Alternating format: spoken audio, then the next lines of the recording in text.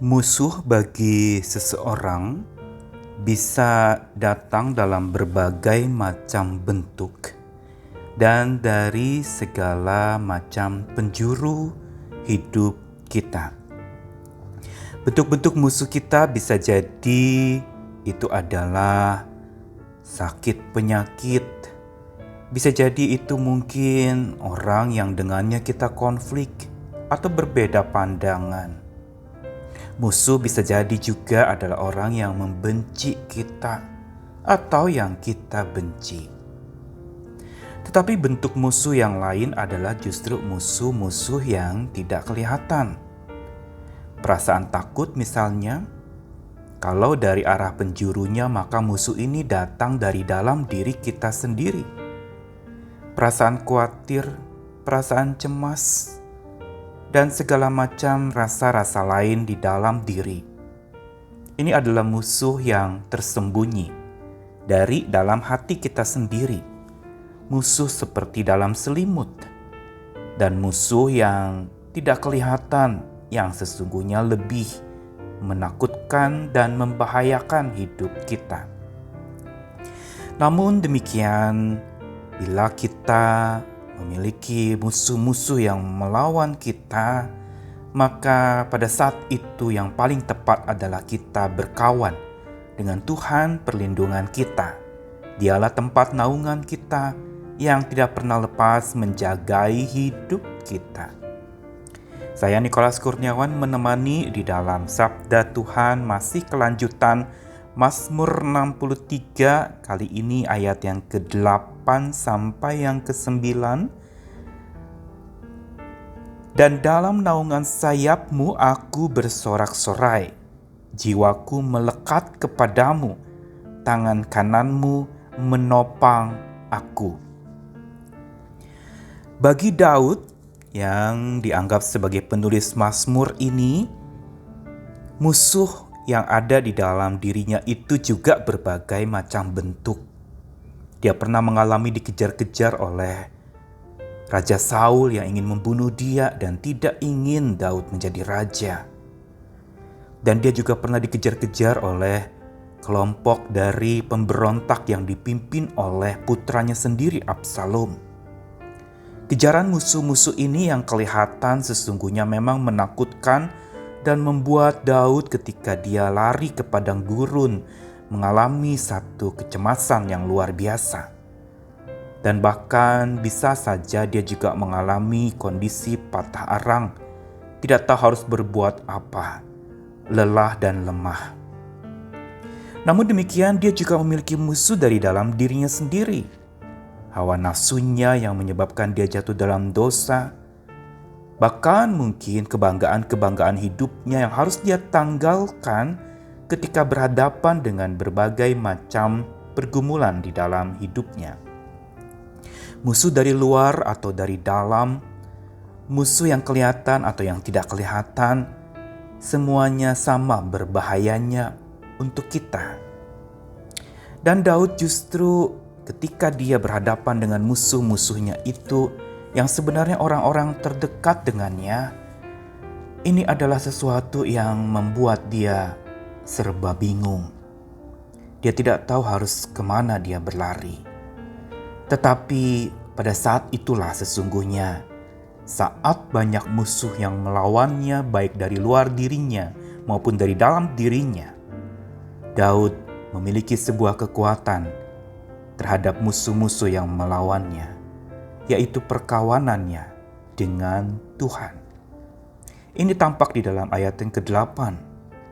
Setelah dia mengatakan bahwa Tuhanlah sebenarnya yang menjadi tujuan perenungannya, Tuhan yang dia renungkan di kawal malam, saat dia berbaring, saat dia rebahan dan dia merebahkan diri di hadapan Tuhan, dia menyadari bahwa Tuhanlah yang patut dia renungkan sepanjang hidup yang penuh dengan bahaya itu. Dan bukan itu saja, Daud juga mengungkapkan tentang bagaimana ia mengalami perlindungan naungan sayap kasih Tuhan yang membuat dia dapat bersorak-sorai dan tetap memuji Tuhan saat hidupnya sedang diuji di padang gurun pencobaan yang berat untuknya. Dan penggunaan istilah naungan sayapmu ini merupakan sebuah metafora atau gambaran yang menunjukkan sebuah makna yang dalam. Sayap bagi seekor unggas adalah justru senjata. Kalau kita temukan unggas-unggas tidak punya senjata untuk mempertahankan diri. Tetapi sayap itu sesungguhnya bagi unggas bukan sekedar hiasan yang indah, bisa dikepakkan dan melebar dengan tampak menjadi sesuatu yang anggun, sesuatu yang menarik. Tapi sayap bagi unggas itu adalah justru senjata untuk mereka bisa mempertahankan diri dan menyelamatkan diri. Kita tahu sendiri bahwa sayap itu adalah alat untuk seekor unggas bisa terbang, menyelamatkan dirinya. Dan ini diciptakan oleh Tuhan sebegitu rupa sehingga unggas-unggas atau burung-burung itu bisa terselamatkan ketika dikejar musuh. Maka yang dia lakukan tidak melawan, tidak mencakar atau tidak menggigit, tetapi mereka terbang dan menyelamatkan diri. Inilah gambarannya kenapa pemazmur menggunakan istilah naungan sayap Tuhan. Dalam bagian lain di kitab suci, sayap itu juga identik dengan sebuah perlindungan, seperti senjata yang melindungi, seperti gada dan tongkat yang memayungi dan menenangkan. Karena itu yang menjadi kekuatan seekor unggas, sama juga itu yang harusnya jadi kekuatan kita, orang percaya. Dan sayap yang bagi unggas itu adalah alat untuk penyelamatan dirinya dari kejaran musuh. Seperti itulah Tuhan bagi Daud. Seolah Tuhan itu menjadi sayap buat Daud. Ketika dia sedang terbang dan lari dari kejaran musuh-musuhnya ke padang gurun yang begitu menyulitkan hidupnya. Dia justru bersorak-sorai di bawah naungan sayap itu. Karena dia tahu dia berkawan dengan siapa. Naungan sayap kawan sejatinya yaitu Tuhan itulah yang menjadi keselamatannya, tempat pengaduannya, tempat pelariannya, tempat di mana dia bisa berserah penuh kepadanya. Dan bukan itu saja gambaran sayap bagi unggas, yang bukan saja hanya hiasan, itu juga menjadi tempat yang menghangatkan tubuh unggas itu sendiri. Bukankah kita tahu bahwa sayap bagi unggas itu dengan hiasan bulu-bulu yang ada itu menjadi seperti penghangat untuk tubuhnya.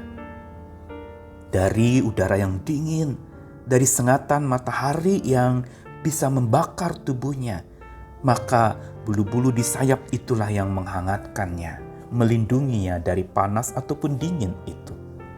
Dan disinilah kita melihat bagaimana gambaran ketika pemazmur mengatakan bahwa naungan sayapku adalah Tuhan. Dia juga ingin mengatakan bukan saja Tuhan yang menyelamatkan dia, tapi Tuhan juga yang menghangatkan dia. Tuhan tempat naungan yang bisa dipercaya dan diandalkan. Sayap kasih-Nya selalu tersedia buat kita. Kita terselamatkan oleh-Nya. Kita terhangatkan oleh-Nya. Kasih-Nya selalu menyelamatkan dan menghangatkan hidup kita. Karena itu berlindunglah di bawah naungan sayap Tuhan. Beri dirimu tetap berkawan dengannya.